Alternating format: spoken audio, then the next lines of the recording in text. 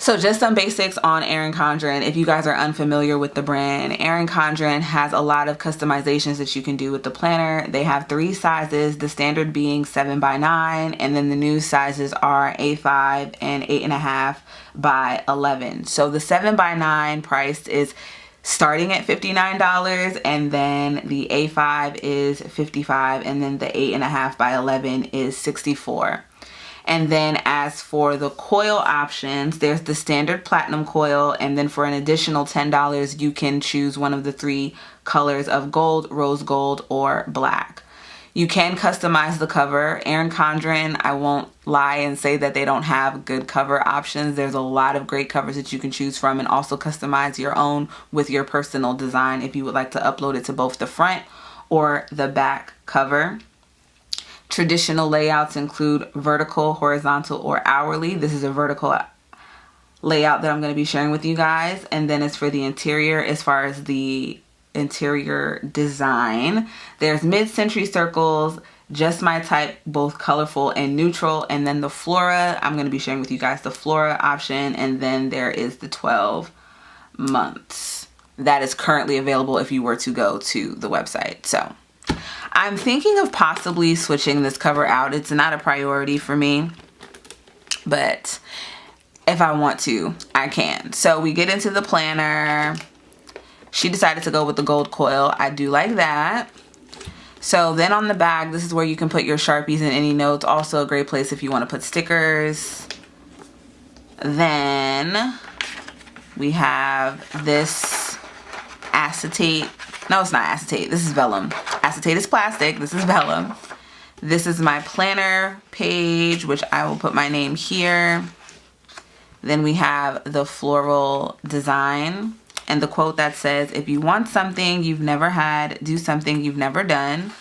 And then just the 2021, 2022 tab. And then there's a perpetual calendar with 2021 on this side and 2022 on the other. A goal is a dream with a deadline. I like this page, and this would be cool to put a highlight moment that happened throughout the year, since I'm going to be using this as a memory planner. And then a regular notes page here. And then each month has a particular floral design. So if I wanted to customize this or add something, I would have to put scrapbook paper over it, but I don't mind the florals. Florals are fine by me. So this one says Lotus, enlightenment and self-regeneration, reset your mind, renew your strength, and rise. Then here is the month on 2 pages with the notes sidebar over here, floral at the top. And there is a page here, but Shanice taped this. It's like a dashboard type of page. So that is the page that is within here. And I did kind of peel it apart. Let me see if I can do it again. Okay. So it's just a notes page here. And then you have January 22. You have like a checklist here, another box, another box. This is something that I wouldn't need in using this as a memory planner, so it being taped, fine by me. Now, the vertical layout is different than what it is that I am accustomed to. The sidebar, not so much. The sidebar has the calendar for the previous, well, the current month, I should say. Because as you can see, January is here. So I will be starting this. This is going to be my New Year's spread. I will be starting this on December 27th. I will more than likely be covering up the florals over here. So what's different about this layout, it's kind of reminding me of a plum paper planner when it has those 3 lines and check boxes at the end. There's also very definitive spaces in between, opposed to the Michael's Recollections planner that I am currently using. I will have a review comparing those two coming up, so stay tuned for that. And once it is up, I will link it in the description box if you are checking out that review at a later date. So that is something that stands out to me, but aside from that, it is pretty neutral. Now, the texture of the paper, this is different than what I am used to.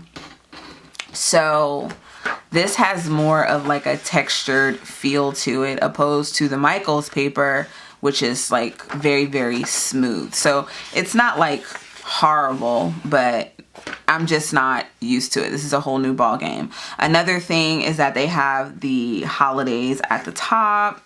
That's fine. Again, things that I can cover up. So those are just things that I instantly noticed that it would be interesting to see how my stickers work, because some of the stickers are like double boxes, and if I move them closer in, it may be a gap over here, but nothing that I can't work with, nothing that I can't fix.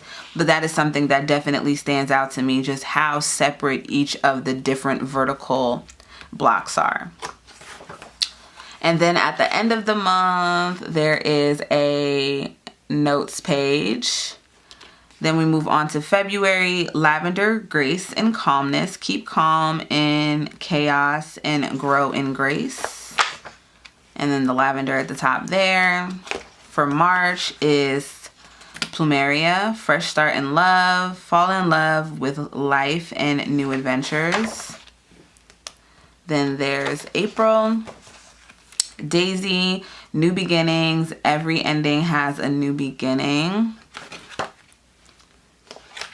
May is the lily, love and grief. At the root of grief is love, and love heals all. June is rose, love, gratitude, grace, and friendship. Embrace the fullness of life. July, orchid, beauty and strength. Grow in beauty and strength where you're planted. August is poppy, peace and remembrance. Find peace in remembering you are limitless. Then September is Dahlia, inner strength, change and dignity. Harness change to grow your inner strength. October, my birthday month, gardenia, clarity and trust. Be still, find clarity, trust yourself. November is peony, honor, prosperity, and good fortune. Honor your plans with persistence and prosper. And then December is magnolia, perseverance. The secret to longevity is perseverance. So that's each of the dashboards. And then this does go all the way into January 1st of 2022. So if I'm still doing memory planning by 2023, I would just start on the 2nd, that Monday in January, and then one blank page at the end, and then similar to the front cover, that same little whiteboard-esque that you have. So my pros and my cons when it comes to this. Number one, to be able to get this for $35 in a D-stash, a major pro for me. If you guys are looking to try out a particular planner style, look in these buy, sell, trade planner groups. Also check out Instagram. People D-stash all the time. People buy things and change their minds. So keep that in mind when you are on the hunt for your next planner. So the pro is definitely having that price point that I purchased it at. As for initial cons to this particular layout, I don't like that the boxes are so separated. I'm just not used to it, and I've seen Shanice from Planners and Tacos create spreads within this type of planner, but I'm just curious as to how it's gonna work out for me. But I'll make it work. I will make it work. And the sidebar is very easy to cover.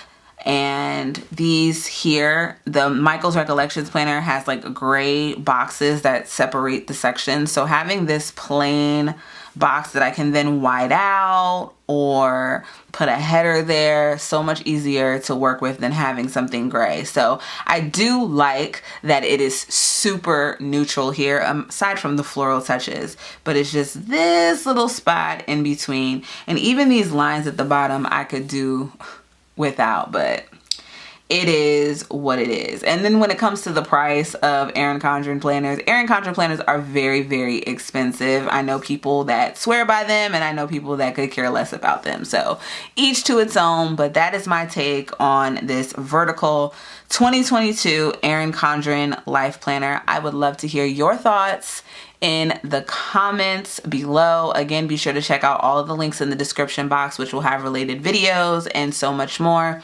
If you're not subscribed to the channel, be sure to hit that subscribe button and the notification bell. And for all of you that are, I thank you. I love you guys. Stay safe, and I'll see you in my next one. Bye.